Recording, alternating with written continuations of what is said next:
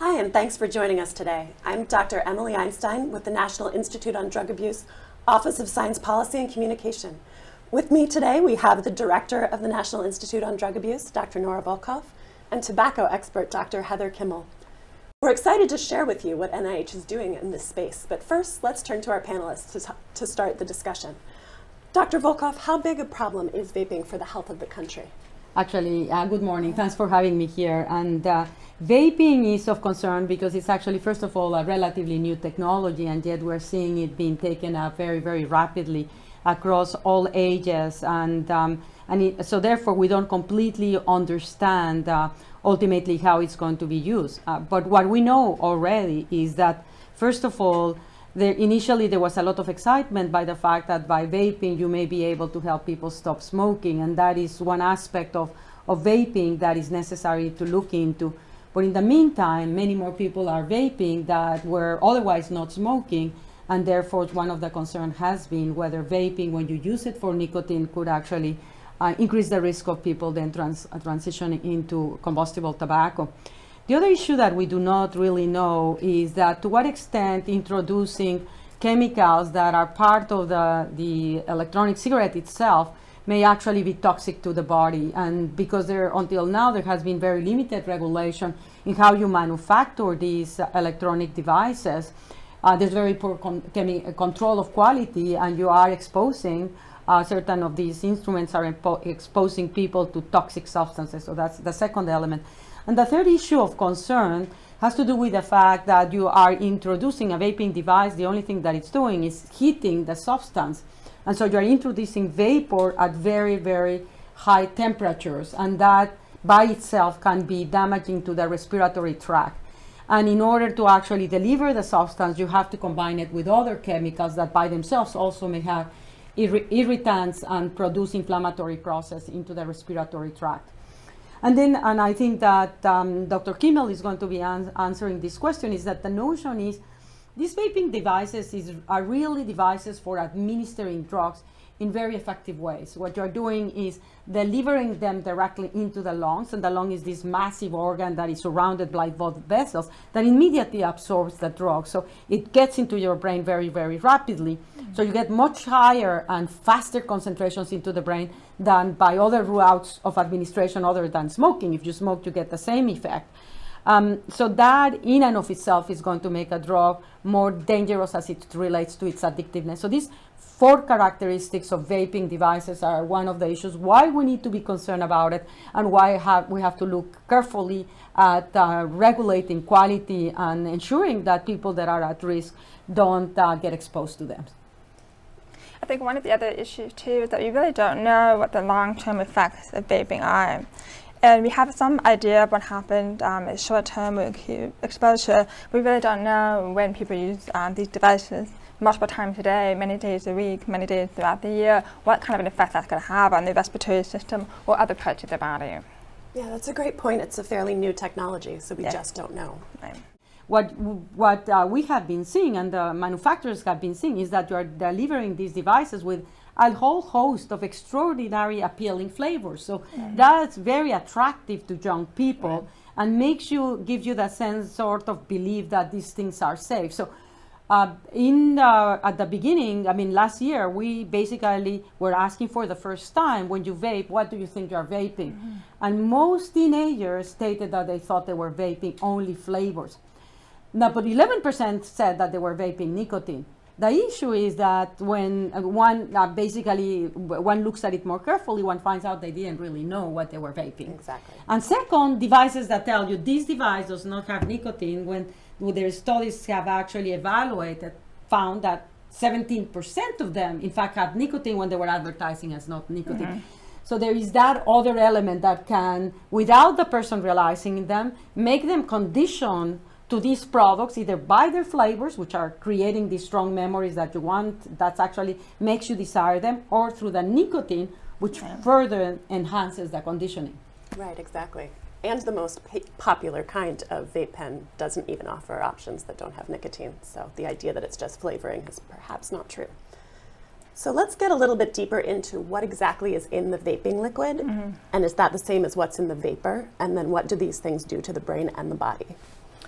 So the vaping liquid does not contain nearly the same number of chemicals as we would find in combustible tobacco products.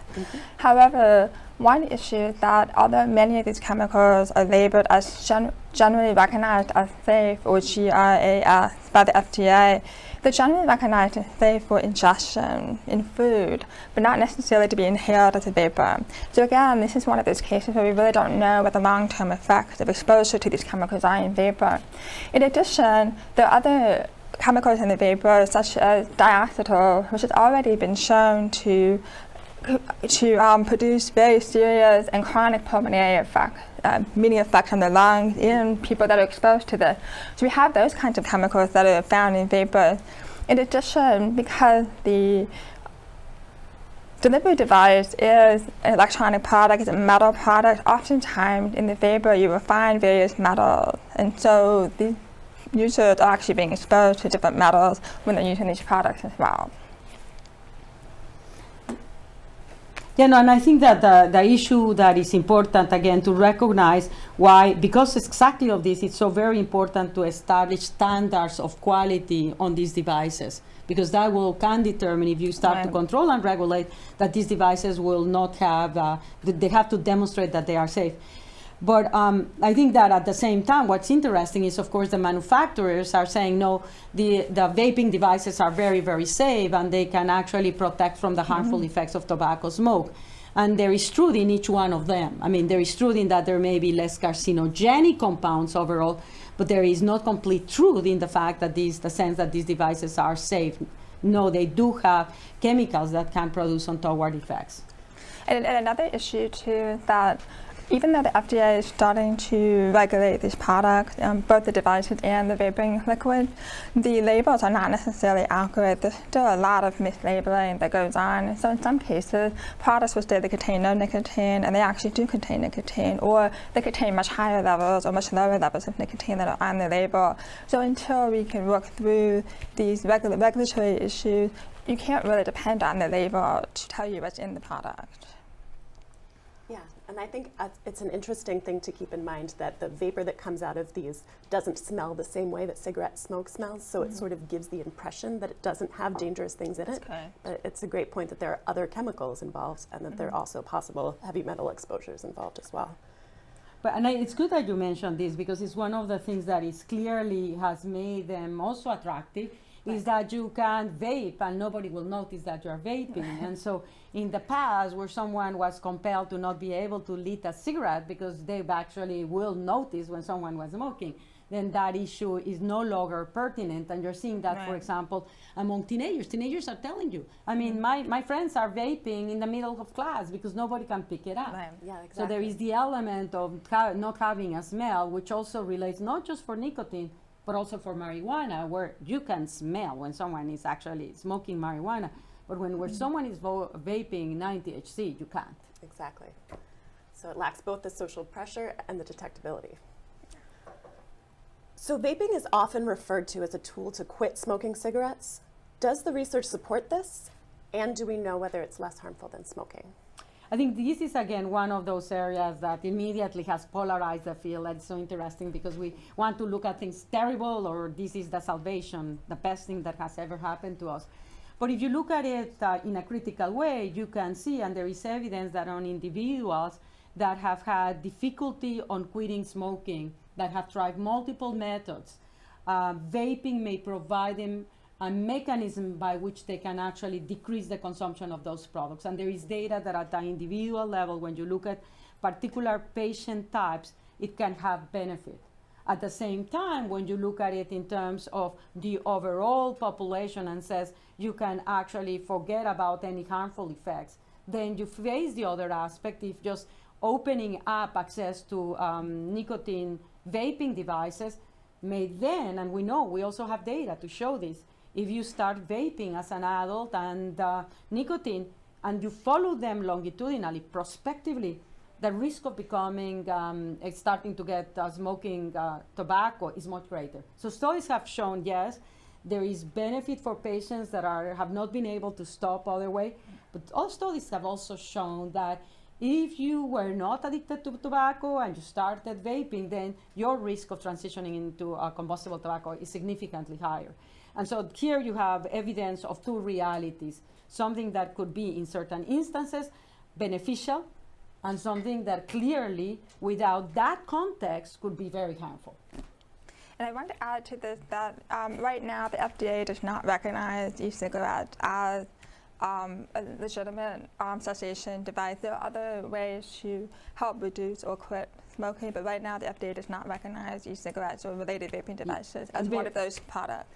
Very, very important point, and I think that that the studies have to be done, the randomized clinical trials have to be done to actually demonstrate the outcomes that are necessary for the FDA to recognize that this is an indication for smoking cessation. Right. So, and we, of course, as an institute, we're very interested on seeing those trials being done. And it will also, for those trials, of course, it will be important to actually standardize the device that you're going to be using, because devices are not synonymous with one another, and there are significant differences. So, but absolutely, and I'm glad you're bringing it up, we do need more research. Yes, absolutely. So while these devices, we still don't know, but could potentially have utility to help some populations quit, let's talk a little bit about how vaping affects young people. So we've discussed that vaping is very popular among teens. What are some of the specific issues for that population? Well, the teenagers are particularly vulnerable to exposures to drugs and to the appeal of new technologies and salient stimuli. And I think that vaping devices have really maximized the sleekness of their products. So here you have a product that is really, some of the products are very, very appealing, even to my eye. On top of that, they have all of these really appealing flavors also to my brain. I imagine those of adolescents. So, and you see the other kids doing it, and you see it in social media. So as an adolescent, you are very prone to learning and wanting to be from others and wanting to be part of that group and be cool. And so through social media or in parties where you see it, it becomes the norm. And so you, of course, want to, and kids endorse that. They do it because they want to have a good time with their friends.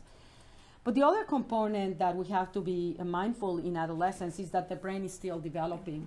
And it will continue to develop actually until they are in their early 20s. And what that means is that the brain of an adult is different from that of an adolescent.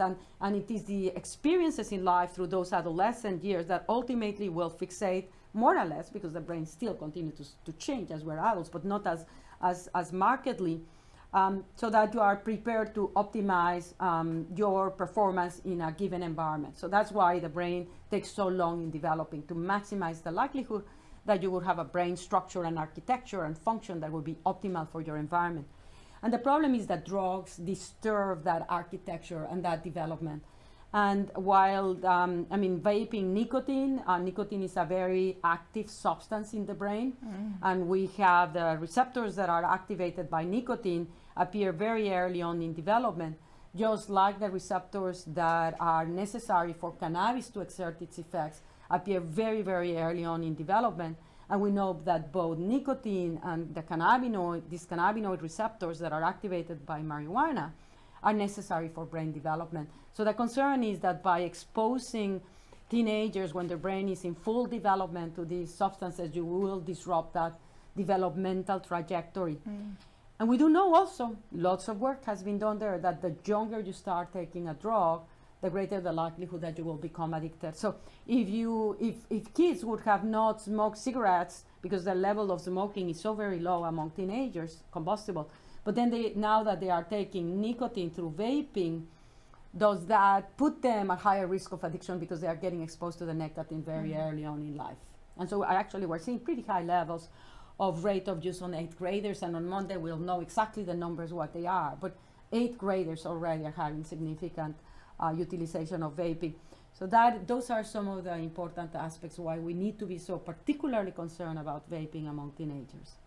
And generally we found at NIDA too that if children are exposed to different drugs when they're younger, then it puts them at risk for using those substances when they get older, but also using other substances as well. Yeah.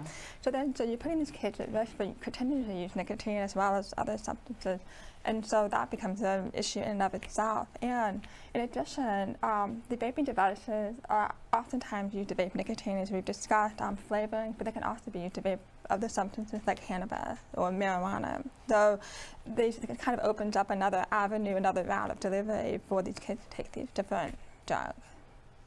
Yes, I mean, so it is, you have diversity, you have a very appealing product, and you have a very easy transition because you may want to actually just do it for the flavor of curiosity, unbeknownst to you that that device that you're taking has nicotine and you immediately get conditioned. Or even if you are not, has nicotine, it's once you start uses and you try it and says, well, what's the big deal? Then when someone offers you one with nicotine, and you've already done this. I mean, the way that the brain works is you're sort of daring more and more. I mean, we go incrementally. So these are some of the issues of why we're taking very seriously the patterns, the very fast uptake of the vaping devices by teenagers. Excellent. So why don't we open it up to questions from our viewers? Someone wrote in to say that they have seen it stated that vaping causes people to start smoking who may never have smoked before. Do you have any information from scientific research about that? There are a couple of studies that, as I mentioned before, that have been done actually prospectively, where they evaluated a group of people that this was done in adults who actually were vaping versus those that were not vaping and who had not been exposed to tobacco, or those who have been exposed to combustible tobacco that started vaping, to see if that will lead them to decrease their smoking. And what they found was those that in subsequent years, those that were starting by vaping were more likely to be using combustible tobacco.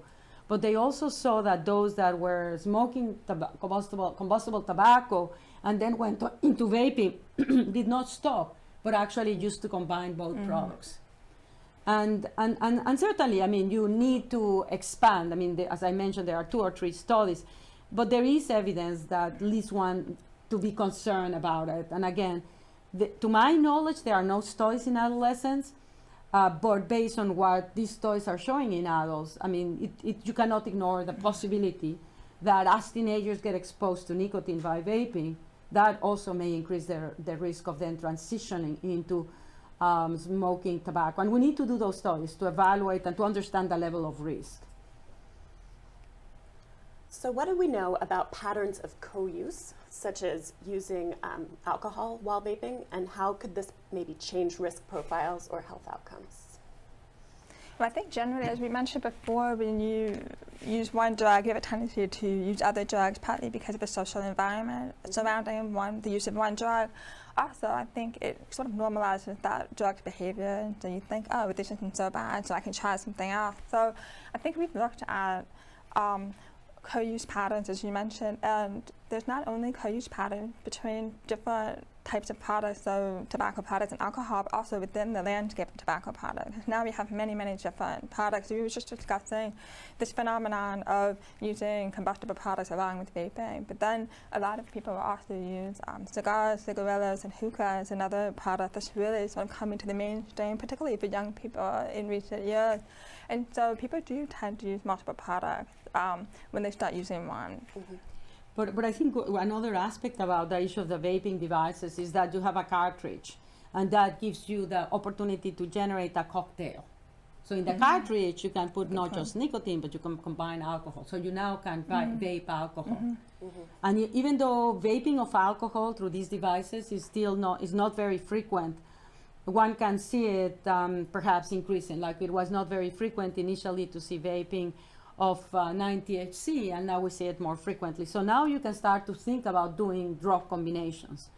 And I predict that is something that perhaps in the future we'll start to see more. And then when you start to combine drugs like that, and certainly as Kimmel was saying, there is very frequent, is more frequent than the exception that people drink and smoke, and when they smoke marijuana, they smoke nicotine, or they combine drugs. But usually, sometimes what happens is sequentially, and what we don't necessarily know sometimes is when you are directly combining them and administering it at the same time at a very high in a route of administration that's going to lead to very, very high concentrations of both very rapidly. That is an aspect that that we'll start to see. I mean, because already we know from the epidemiological studies, but we do not completely understand. No, we don't know. I mean, we are going to be surprised about what people are going to be combining, but we need to keep an eye on that. Absolutely, and route of administration matters so much for drug effect. So if people are vaping alcohol instead of ingesting it, the effects could be quite different. Yes, indeed, and they come up faster because again, that concept of you go from your lungs it goes directly to your left heart, and the left heart blood goes directly into your brain. Right. Whereas if you bypasses take the a digestive oral, system you have to go to completely. the stomach, and then from the stomach it's absorbed, then it basically goes to the liver, and then it goes into the pulmonary circulation. So it's a much, much slower process than when you take a vape. Absolutely. All right, someone has asked, every day people are dying from fentanyl. Why is that not an epidemic, but vaping that has killed no one is? I would say that, we call the opioid epidemic crisis, and that the issue we don't call the fentanyl epidemic, because fentanyl is extremely important in this epidemic, but it's not the only one. So we have prescription opioids, we have heroin, and we have fentanyl and its analogs, and it's devastating, and it's clearly an epidemic. The fact that we call one epidemic doesn't mean we cannot have another epidemic, and it would be wonderful that we will not right now having to address these issues of the epidemic from the opioid crisis. I think that what we need to recognize with respect to the vaping is that, again, and it has taken us by surprise because it's a new technology, so we didn't know how it was going to be accepted. Just like cell phone took off, so are these vaping devices taking off. And cell phones, of course, have mostly very positive effects. And with the vaping, while there may be potential benefits, perhaps in people to smoking cessations that cannot stop otherwise, we are starting to recognize that there's potential of misuse of these devices that can have ill-intended consequences. And the concern is because it's been taken up so rapidly by young people that who are the most vulnerable, that we cannot ignore it. Exactly, and that rapid uptake is a very important point. To have an epidemic, it's not related to mortality or people dying, it's related to the rate of increase, and so it's been a very rapid rate of increase of vaping. Someone else has asked, what are the chemicals involved in vaping? We've touched on that a bit. But there are many chemicals involved in vaping. For example, propylene glycol is one of the most common solvents used as kind of the base liquid. You can find all sorts of chemicals in vaping. One thing that's important to recognize is that the flavors that are in vaping are actually manufactured by chemicals to provide the sensation of that particular flavor. So for example, you may have a vaping liquid that's labeled margarita. It's not as though someone actually took a margarita and put it in the vaping liquid, but they put together a combination of chemicals in that liquid to provide the sensation of that feeling of taking, right, that feeling that you're drinking a margarita. And so there are many, many liquids and many more that we can possibly go through here in terms of the ingredients of the vaping liquid. One thing to recognize too is that some of these chemicals in the vaping liquids, as we talked about before, are generally recognized as safe to be ingested. But some of them we do know actually have carcinogenic properties, meaning that they can actually cause cancer if they're taken in, if they're vaped or used in high enough quantities for long enough periods of time. Again, we don't quite know enough about the long-term effects of using these chemicals, but this is giving you some examples of the chemicals that are in the vaping liquid. And you're saying something, Kimmel, that I think mentions worthwhile looking into, because, as stating, one of the issues that characterizes addiction. So if you become addicted to vaping nicotine, what it means is compulsive escalation of that behavior. So by default, these individuals that become addicted to nicotine and are vaping are going to be consuming huge quantities. So something that may be okay to inhale once in a while may not be okay to inhale when you are doing it throughout the whole day, day after day after day. And I think that compulsive repetitive patterns of behavior that characterizing addiction is likely to be responsible for what we will see a lot of the toxicity with these devices. Absolutely. That it will be chronic and it will be actually a very frequent, constantly throughout the day. Right. Someone else has asked if there was a faster drop-off in cigarette use as use of e-cigarettes has increased. And that question actually has been asked to in respect of, we're seeing that some of the drugs and particularly in teenagers, last year we had said that there were very, very low rates of drug use in teenagers in 2017. And the question was, could this be in part related to the fact that they are vaping? And we don't, I mean, we've seen that decreases in, certainly, and I'm speaking again, in adolescents, because that's where we're seeing lower levels. But in adults, we're not seeing, for example, decreases in drug use. In adults, we're seeing increases in marijuana use. We're seeing increases in use of opioids. The consumption of alcohol, high levels of alcohol consumption per binge or per drink is actually going up, not down. So we cannot say that there is a decrease in the pattern of drug use because of the vaping devices, because that's not what we're seeing in the adult population, and certainly not what we saw last year among teenagers. And plus, the decreases in drug among teenagers actually preceded the uptake into the vaping. So these appear to be different processes going on. And I would basically venture to say, based on the studies that we have in laboratory animals, that when you expose them to nicotine, and particularly, as Kimmel said, when you expose them early on in adolescence, it primes your brain not just to become addicted to nicotine, but it primes your brain to become addicted to other drugs.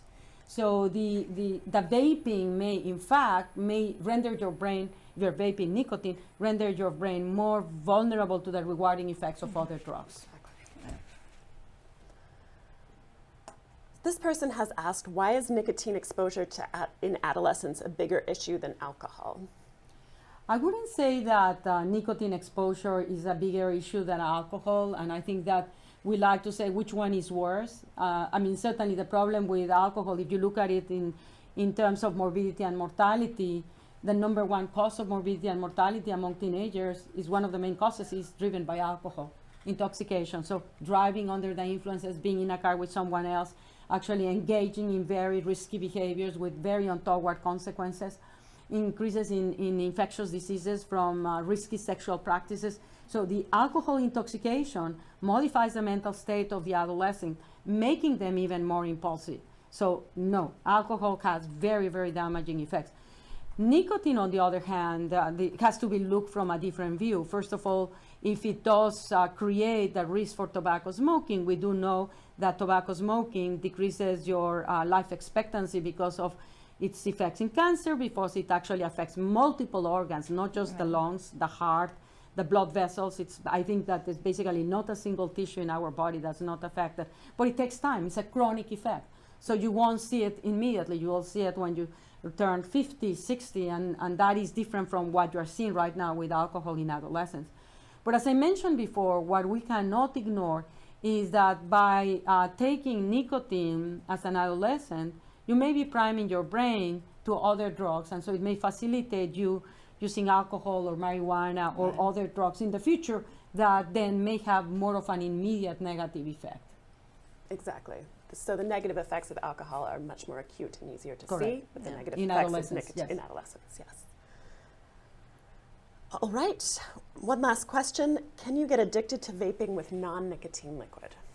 I would say that, and again, what is it that we call addiction? And sort of like what I would say you call addiction when you engage in a pattern of compulsive behavior, repetitive behavior that you cannot terminate even though you want to do it, and that is associated with negative consequences.